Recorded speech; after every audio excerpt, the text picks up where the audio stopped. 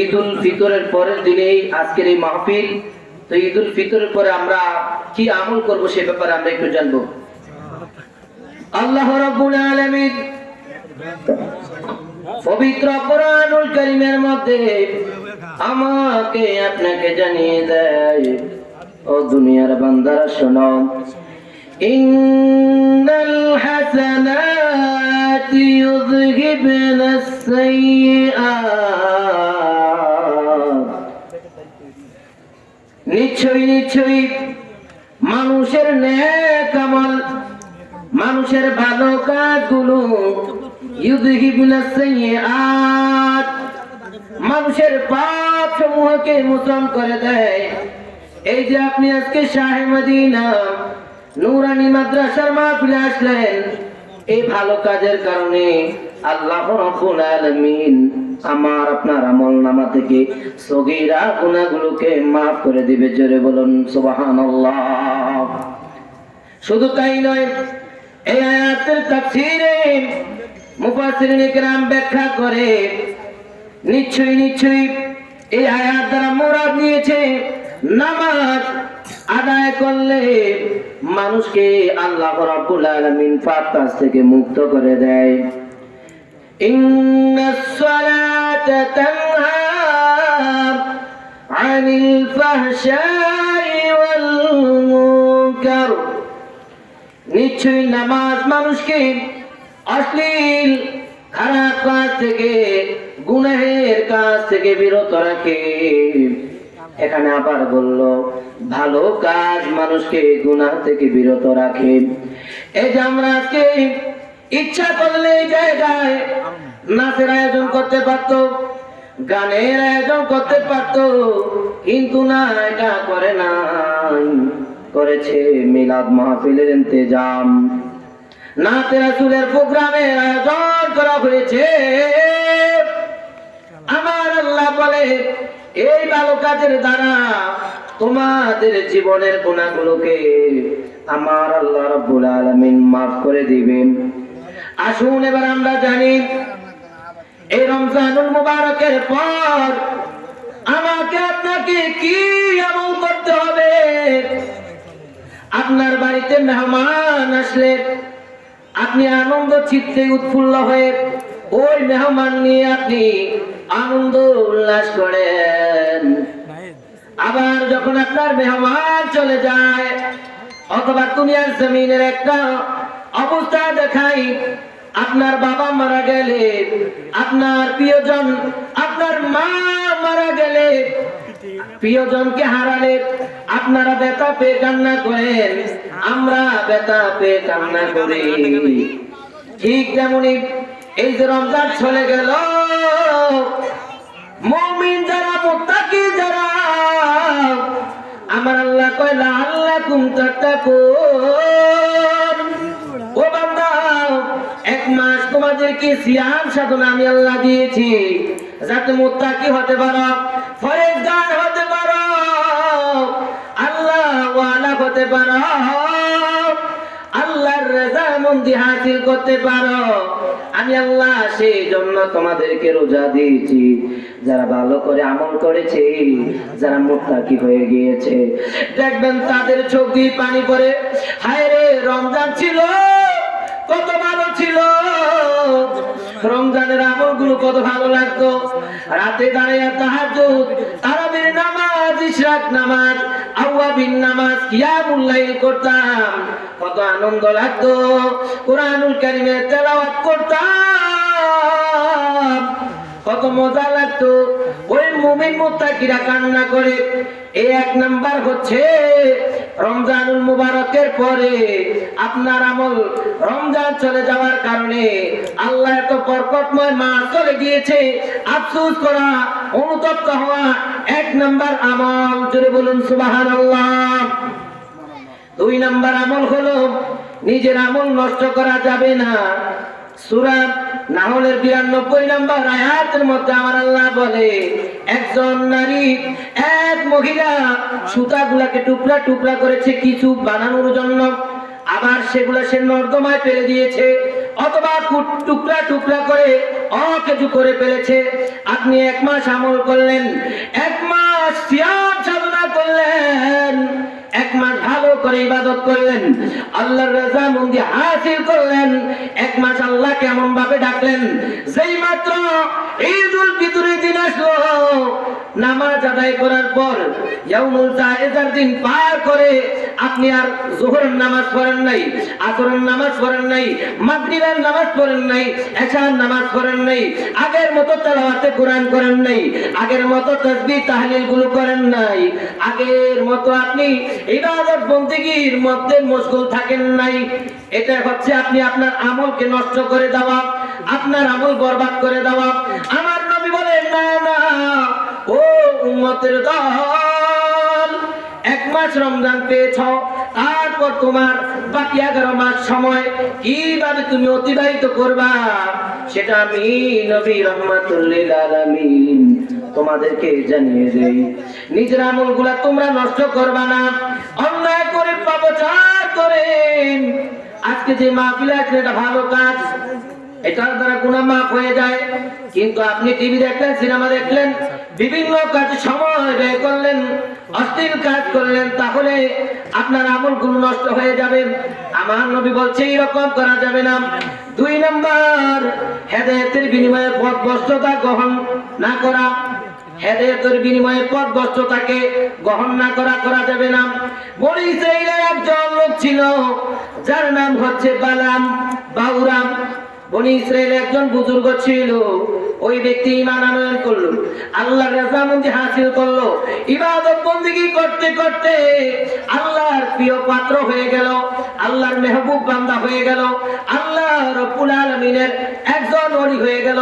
হয়ে যাওয়ার পর দুনিয়ার টাকা পয়সা ধন দৌলত তাকে যখন এমন ভাবে গ্রাস করে ফেলেছে, ওই ব্যক্তিটা আবার কি করলো, তার ঈমানটাকে বিক্রি করে আবার পুনরায় তার অন্য ধর্মের মধ্যে স্থানান্তরিত হয়ে গেল, ঈমান থেকে খারিজ হয়ে গেল।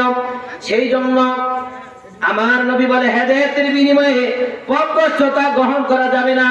আপনি হেদায়েত পেয়েছেন, একবার ঈমান আনয়ন করেছেন, আবার ঈমান থেকে সরে গিয়েছেন। আমার আল্লাহ রাব্বুল আলামিন সূরা আরাফের 175 নম্বর আয়াতের মধ্যে বলে, ও দুনিয়ার জমিনের মানুষ, তোমরা যখন ঈমান আনয়ন করো, ঈমান আনয়ন করার পর ভালো কাজ করো, আবার পুনরায় বেঈমান যখন ছিলা আগের অবস্থায় ফিরে যাবা না, তোমার অবস্থা পরিবর্তন করবা, ঈমানের উপর ইস্তিকামত থাকবা, এটাই তোমার সফলতা। তাই আমরা যেটা ইবাদত করা শুরু করেছি, আমরা ওই ইবাদত গুলো ছেড়ে দিব না।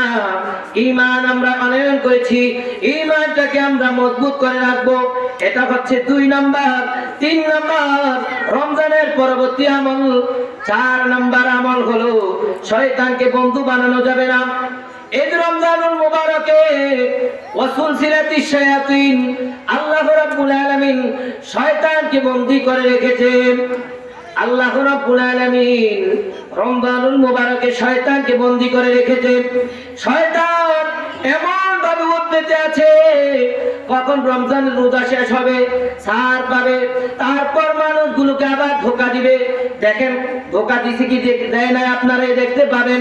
ফজরে মুসল্লি 5 জন, যোহরে মুসল্লি নাই, আসরে মুসল্লি 10 জন, মাগরিবে 20 জন, এই সাথে মুসল্লি নাই। এমনি করে শয়তান ধোঁকা দিয়ে মানুষকে ডানে বামে চতুর্দিকে নিয়ে যাচ্ছে। এই শয়তান এখন মানুষকে বেশি ধোঁকা দিবে।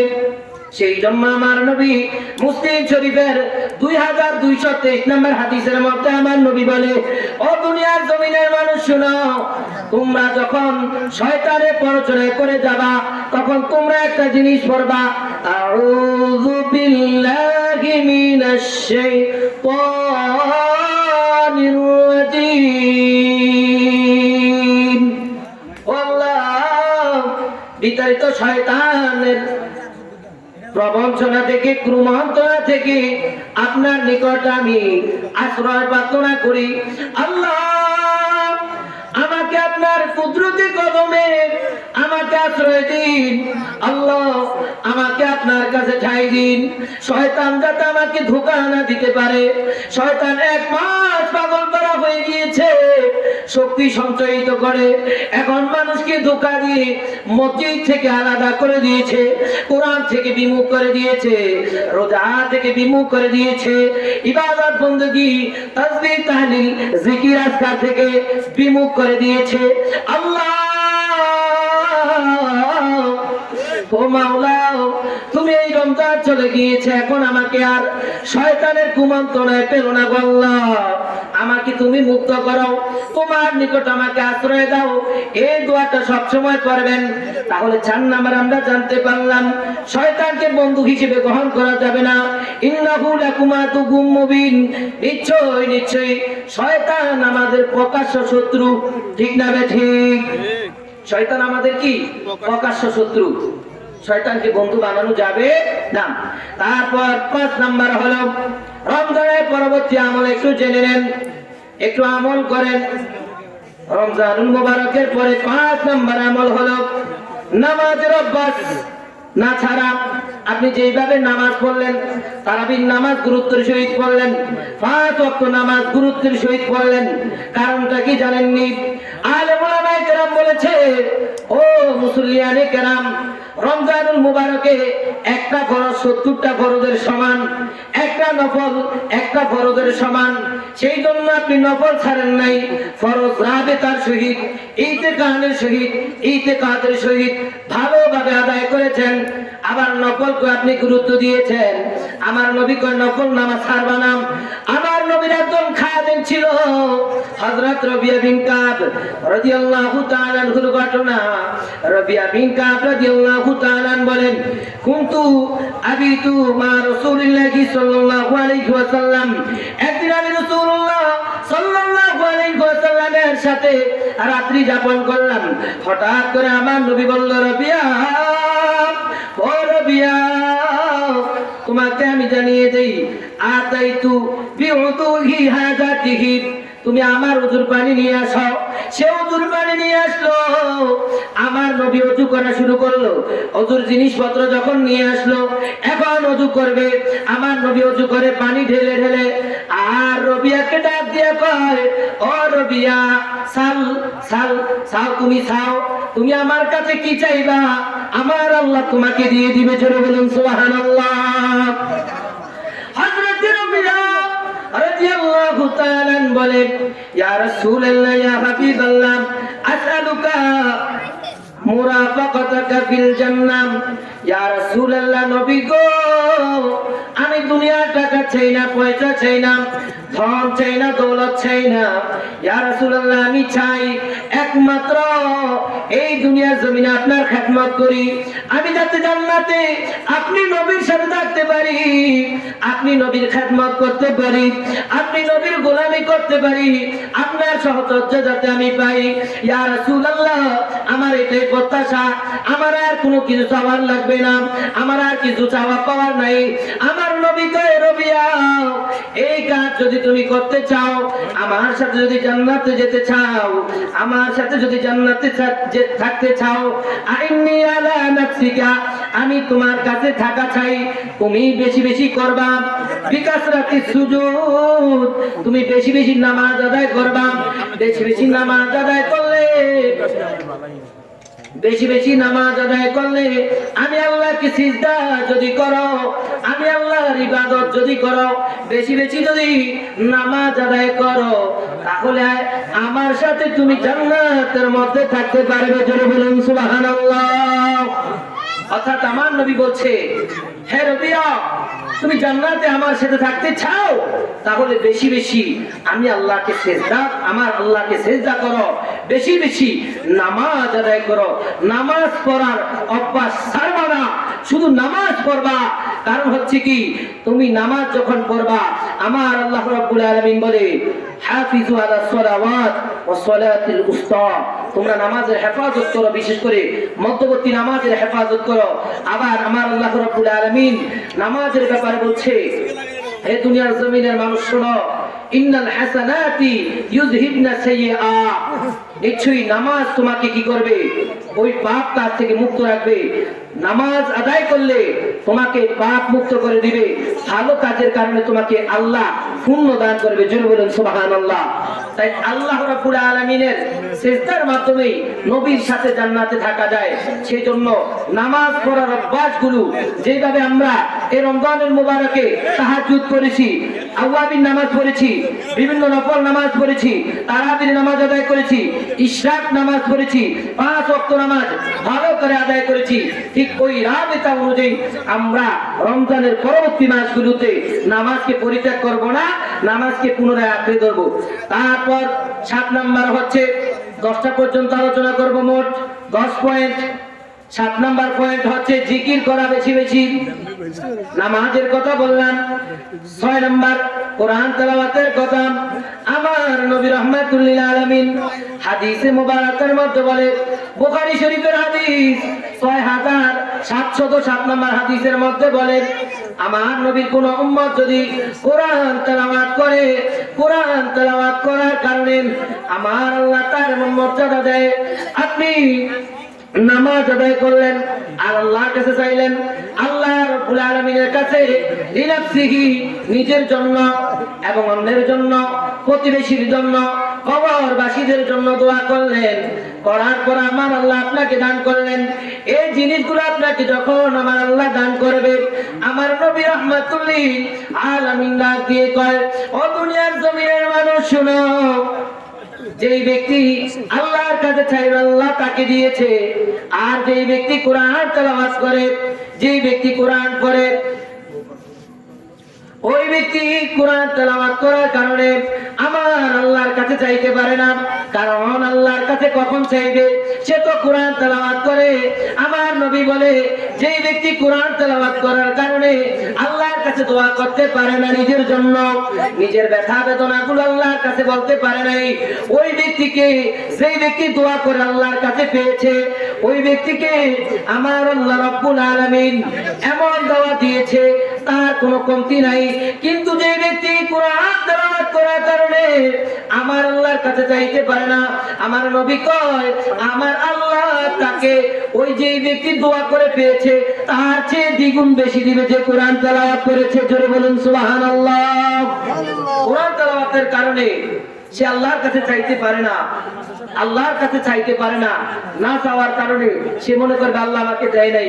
আমার নবী রাহমাতুল লিল আলামিন বলে যে যেই ব্যক্তি কোরআন তেলাওয়াত করেছে সে চাওয়া লাগবে না, আল্লাহ সামনেওয়ালা ব্যক্তিকে যেমন দিয়েছে তার চেয়ে আরো বেশি দিবে যে ব্যক্তি কোরআন তেলাওয়াত করার কারণে আল্লাহর কাছে চাইতে পারে না, না চাইলে আল্লাহ আরো বেশি দেয়। জোরে বলুন সুবহানাল্লাহ। তবে একটা মাধ্যম লাগবে কোরআন তেলাওয়াত। রমজানে যেইভাবে কোরআন তেলাওয়াত করেছেন, এই কোরআন তেলাওয়াতের ধারাবাহিকতা প্রত্যেক ঘরে যাতে জারি থাকে। অন্ততপক্ষে প্রত্যেকদিন সকালে এক পারা না পারেন 1 পৃষ্ঠা পড়বেন, 1 পৃষ্ঠা পারেন না ছোট একটা সূরা নিজে তেলাওয়াত করবেন কন্টিনিউ, আল্লাহ বরকত দিবে কি দিবে না? আর জোরে বলেন দিবে কি দিবে না? কোরআন তেলাওয়াত জারি রাখবেন রমজানের পরবর্তী আমল। তারপর 7 নম্বর হচ্ছে জিকির করা। রমজানে আমরা জিকির করেছি কি করি না? করেছি। যেইভাবে রমজানে জিকির করেছি সুবহানাল্লাহ, আস্তাগফিরুল্লাহ, আলহামদুলিল্লাহ, আল্লাহু আকবার জিকির করেছি, এই জিকিরগুলো আমাদের মধ্যে পয়দা রাখতে হবে। আমার নবী বলে, ক্বালা রাসূলুল্লাহ সাল্লাল্লাহু আলাইহি ওয়াসাল্লাম, মাসালুল মুমিনিল্লাযী ইযকুরু রাব্বাহু ওয়াল্লাযী লা ইয়াযকুরু রাব্বাহু মাসালুল হাইয়্যি ওয়াল মাইয়িত। যে ব্যক্তি জিকির করে তার কলব জিন্দা থাকে, আর যে ব্যক্তি জিকির করে না তার কলব মরা থাকে। অর্থাৎ যে ব্যক্তি জিকির করে সে ব্যক্তি জিন্দা, আর যে জিকির করে না সে জিন্দা থেকেই মৃত্যু। অর্থাৎ সে জিন্দা থেকে তার কোনো লাভ নাই, সে মৃত, তার কলব মৃত। সেই জন্য জিকির করতে হবে। তারপর 9 নম্বর হচ্ছে ভালো মানুষের সাথে বন্ধুত্ব করা। 9 নম্বর হচ্ছে শাওয়াল মাসে 6 রোজা রাখা। রমজানুল মুবারকে 30 রোজা রাখার পরে যে ব্যক্তি 6টি শাওয়ালের রোজা রাখবে, আমার নবী বলছে কানাকা সিয়ামুদ দাহার, সেই ব্যক্তি যাতে পূর্ণ 1 বছর রোজা রাখলো। কিভাবে? আল্লাহ রাব্বুল আলামিন বলছে, এ দুনিয়ার জমিনের মানুষ শোনো, এই দুনিয়াতে তোমরা যে আমলগুলো করবা, এই আমলগুলো করলে একটা আমলের কারণে আল্লাহ 10 গুণ বৃদ্ধি করে দিবে, একটা ভালো আমলের কারণে 10 গুণ বৃদ্ধি করে দিবে।